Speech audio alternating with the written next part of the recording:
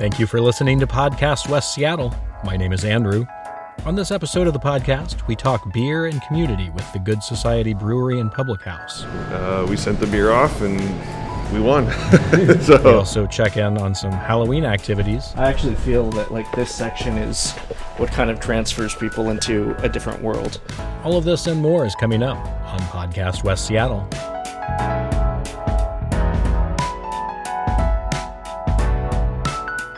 As of this recording, it is Thursday, October 28th. West Seattle is well prepared for Halloween, coming up this Sunday. After a wet couple of days, there's a pretty good chance for a dry Halloween. Let's check some West Seattle headlines. The heavy windstorms that went through our area last weekend knocked down several utility poles along the South Park Bridge and Marginal Way. The South Park Bridge ended up being closed Sunday through Tuesday. It is back open again now. In pandemic news, vaccine verifications began this week. While some folks are upset at being asked to show proof of vaccination, most people I know say it makes them more likely to go out and do things in public. We're only 3 days in for now, so we'll keep an eye on how this develops in West Seattle. In other pandemic news, the city is opening a new vaccination site at Neighborhood House in High Point. The site opens Friday and will have all 3 vaccines and boosters. As soon as the vaccine has been approved for children 5 to 11, those will be available at Neighborhood House as well. Now let's take a look at a couple of events coming up this Halloween weekend. My name is Alistair Black, also known as Alistair Nightfall, and I run the Nightfall Orphanage Garage Hunt Experience in West Seattle. So we're going to be open Thursday through Sunday this weekend. Thursday through Saturday will be 7 to 10 p.m., and on Sunday on Halloween we'll be open 6:30 to 11. We accept donations for West Seattle Food Bank, non-perishable food items. They have a list on their website. We also take financial donations for West Seattle Food Bank and Washington's National Park Fund by way of QR codes, which are on the entrance and on the side of the event, so people can donate money when they come in or right after they leave, if they think it was worthwhile enough. And we're here on Alki Beach. This is our 7th year.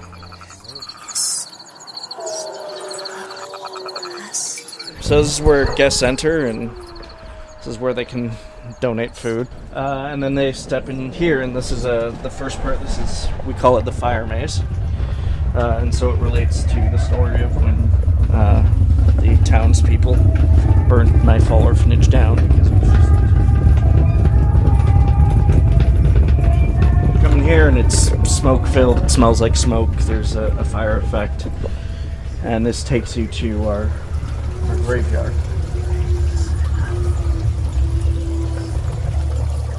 I actually feel that this section is what kind of transfers people into a different world, because they don't know what to expect, because it just looks like, a couple of tents. But in here, I think, is really where it transfers over, and this is really cool. So from the graveyard, this brings you to the Nightfall Mausoleum and Crypt.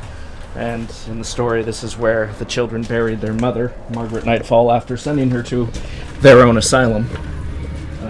The orphanage in the story was built right next to the graveyard, right next to the crypt. So that's why through the broken wall you arrive in the playroom, and you arrive at our rope bridge, overlooking a deep, deep ravine. And this is Lulu, who is also one of the children, and she will pop up to greet you if the situation is right. And this brings you into Giggle's realm proper, where it's illuminated only by this one lantern.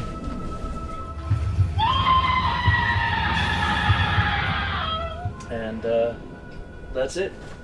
And then you exit. It's short, but we put a lot of work into it. It's really impressive how many rooms are actually contained there. It's very impressive. Thank you, Mr. Black. Nightfall Orphanage is at 2130 Alki Avenue. It is open in the evenings through Halloween. On the lighter side of this weekend's Halloween festivities is the Junction's Harvest Fest. I talked to Laura at the Junction Association about the event. We are going to do Trick or Treat. Harvest Fest in this year just happened to fall on Halloween, October 31st, and there was absolutely no way that we were going to miss that. So what we decided to do was do a trick or treat. The time for trick or treat is the same as the farmers market. The farmers market will be in their usual location, and it'll be 10 a.m. to 2 p.m. We are going to do a lot of social distancing. We have candy stations that are going to be dotted on California Avenue, in addition to the merchants handing out candy and treats. And last count, we have 12,138 pieces of candy right now in the Junction office. Well, maybe a couple of Twix bars may have somehow got lost. This is Halloween weekend, so we're kicking it off Friday with a haunted Halloween trivia night hosted by Pegasus Book Exchange online. And then on Friday, Easy Street is doing an in-store.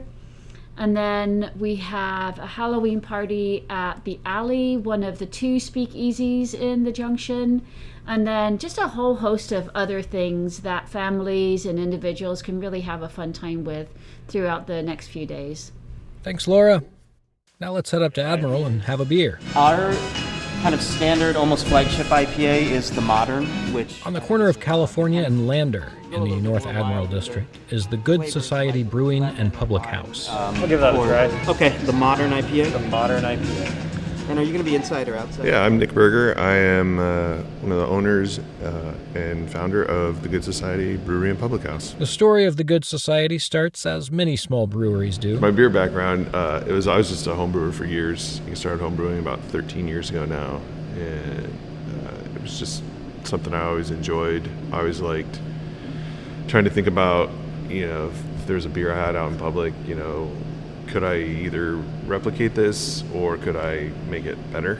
Something similar that I liked more. And so that was always the challenge I enjoyed with brewing. I've been talking about it for a while, and finally my wife was like, you don't like any of your jobs, like I'll support you in whatever you need to do.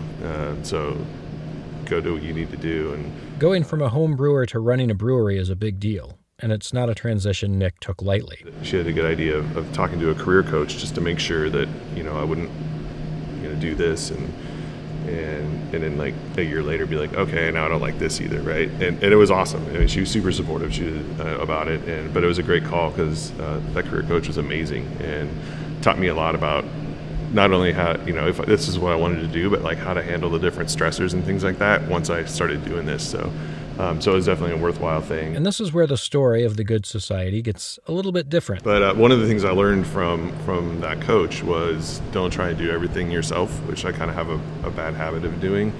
And so I knew I wanted somebody to help me with the beer production side early on. That's where I wanted to either partner or hire my first hire, mostly because the vision I had for this place, like I was pretty adamant about.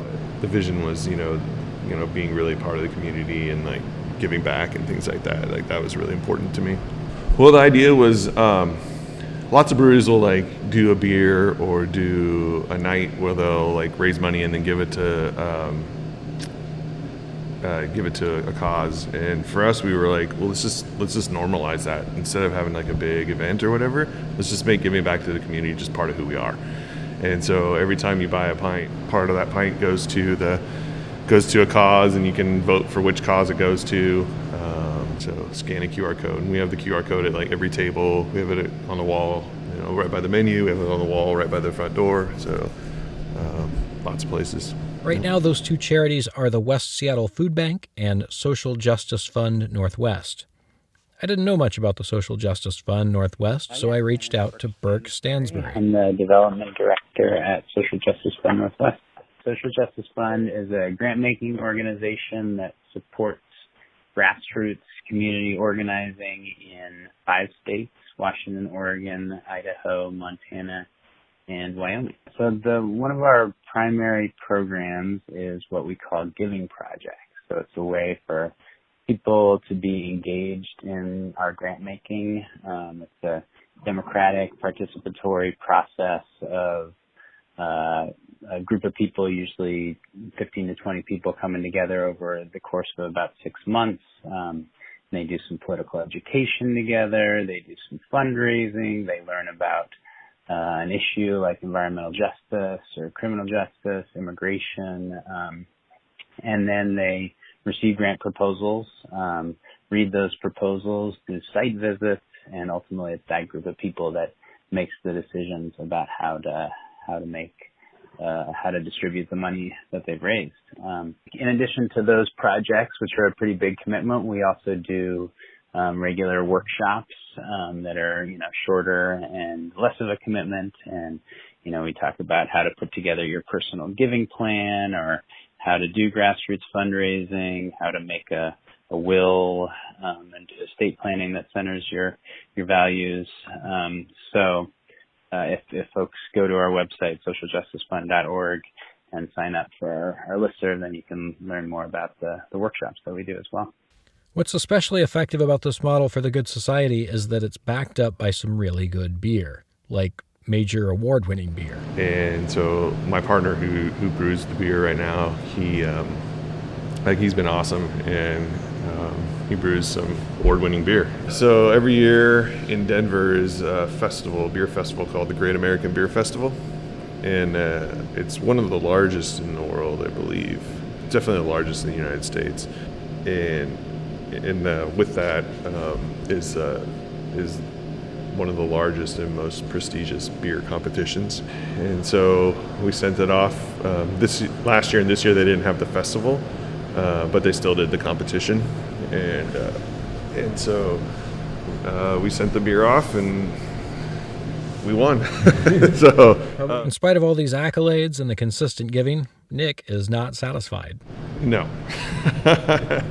He wants to increase the impact. I'm working on it, and it's not far off, but I think we, I personally envisioned like a little bit more, and we're starting to take steps, to get there. We do our donations, which is great, and we choose partners, but I wanted to find the most impactful way to give back. And just because something's like the biggest and most relevant cause right now doesn't mean it's the most impactful. I think from 2020 to 2021, I think we'll be able to donate. I think we'll be able to go 50% above what we donated last year. So that would be good. Thanks to Nick and the Good Society Brewery and Public House, and thanks to Burke from Social Justice Fund Northwest for talking to me. That concludes this episode of Podcast West Seattle. Thank you for listening. Be sure to follow Podcast West Seattle on your favorite podcast listening app, and be sure to tell a friend about Podcast West Seattle. Until next time, cheers, West Seattle.